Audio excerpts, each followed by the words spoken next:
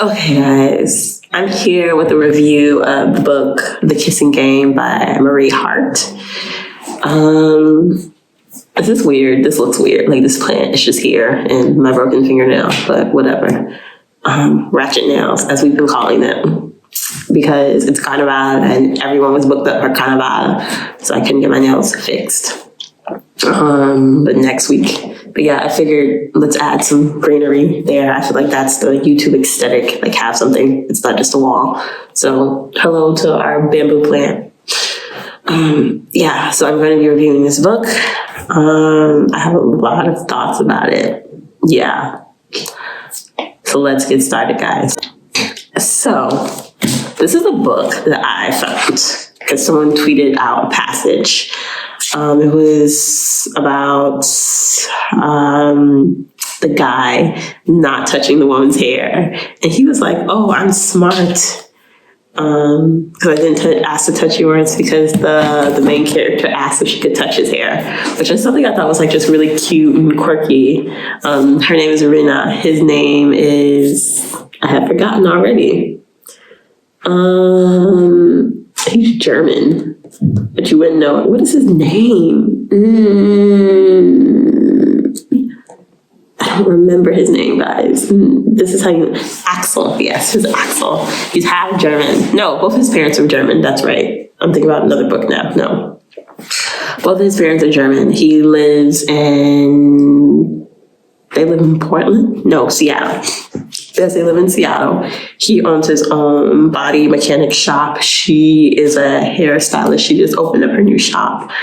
She used to work at a bar that he frequents a lot. It's known for like roughhousers, a lot of ex-cons, things like that. So a rougher scene. And there's a whole lot going on in this book. And then when I went and read the reviews, I was really like, that makes sense, or oh, that was some BS. But the characters, Rina and Axel, she's very romantic and loves to be wined and dined and swooned. And he hasn't dated anyone in a while. And he had been like trying to wait for the perfect moment to ask her out because he wanted everything to be perfect. And she just thought that he wasn't interested. So their friends collectively come together and like, hey, dude, get your shit together. Valentine's Day is coming up. That's the perfect time to talk to her. And like, so every day he's like giving her a gift until it gets to Valentine's Day. And some of them are creepy, like weird little troll dolls or like terrible candy and things like that. Like he's a terrible gift giver, but it's the thought that counts to make her kind of swoon.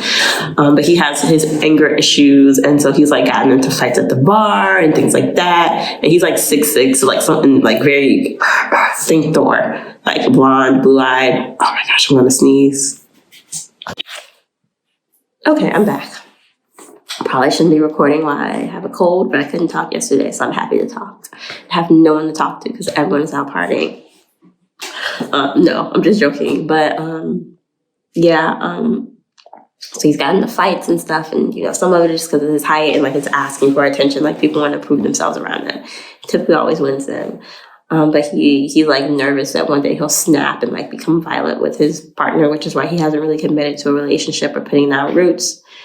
His dad was abusive to his mom, and his dad and his brother are very wealthy. His mom has recently passed away. And so like he's dealing with all the fallout and like inheritance and things of that nature.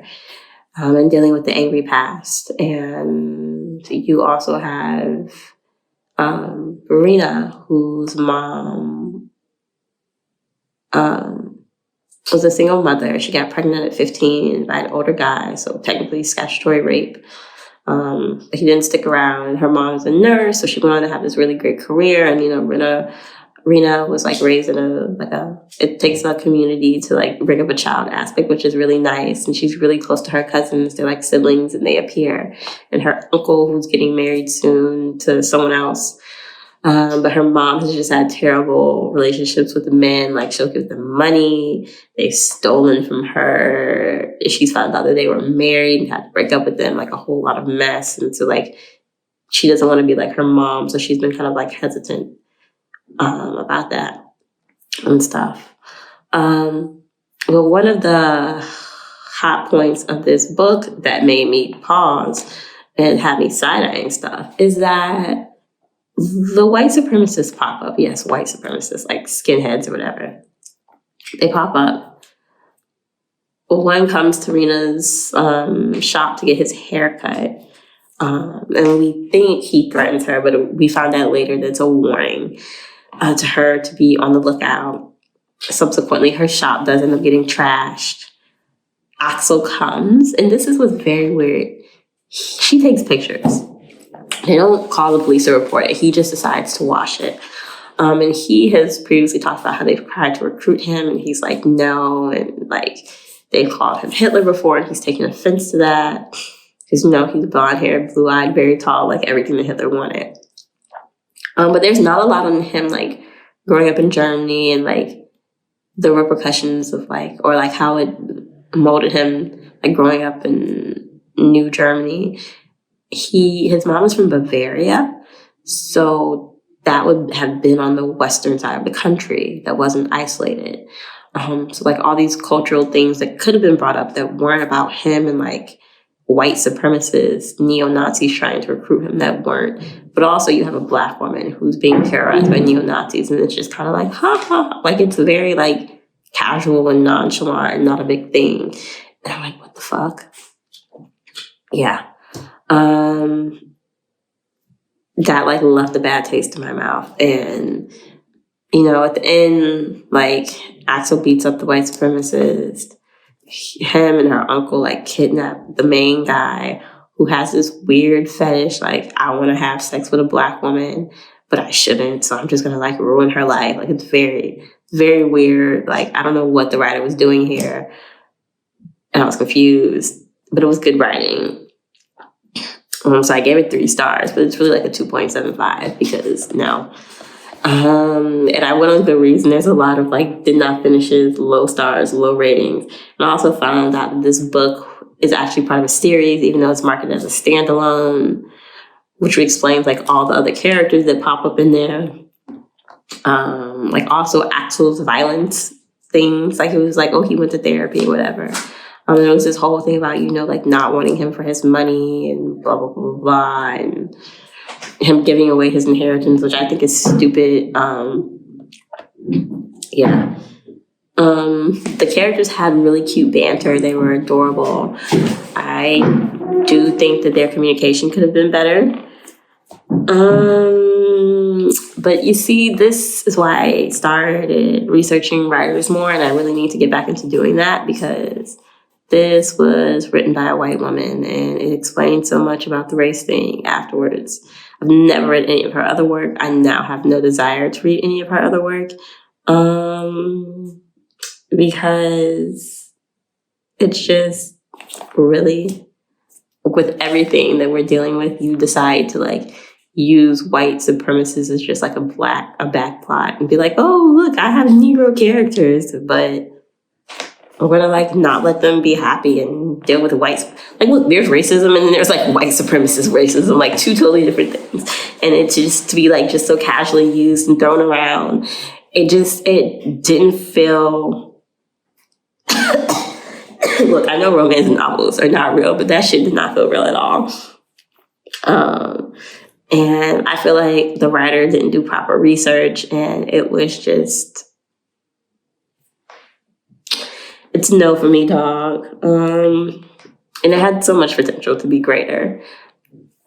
And I'm kind of sad this was my first introduction to her writing because I did like her writing style, but that whole plot line just left a bad taste in my mouth, and I never want to read anything by her again. Yeah. But I do think that this is important when we talk about, like, writing characters of color, that you need to do your due diligence as a writer and make something that's believable and realistic, and know what to use as, like, a backdrop and what not to use as a backdrop. And writing a book in 2019 and you make white supremacists and you just throw the storyline down and really don't carry it out or have any kind of serious repercussions from it, it's just no. And this is why we need more Black editors, more Black people in publishing. And because this went through so many different chains. And so many people still thought it was a good idea. And that is what irritates me. Yeah, but I would love to know, which is why I gave this book 2.5 stars. But I would love to know what you guys thought about it. I'm going back and forth between like keeping the 3-star rating on Goodreads or giving it 2 stars. So let me know, guys. If you think I should drop this down to 2 stars, let me know. If you think I should leave it at the 3, I'll leave it at the 3. But let me know if you've read this book, if you've been told to steer clear of this book. I am listing this right now as the worst book I've read in 2020. The year is still young. It's just such a disappointment and why I have trust issues. But yeah, thanks so much for watching my review. I hope this was helpful to you. If you have any book suggestions, leave them down below because I'm always looking for something to read. I have 104 books to read this year, guys. And I would like them not to be like this. So I'll see you next time. Hopefully I won't be sick. Bye.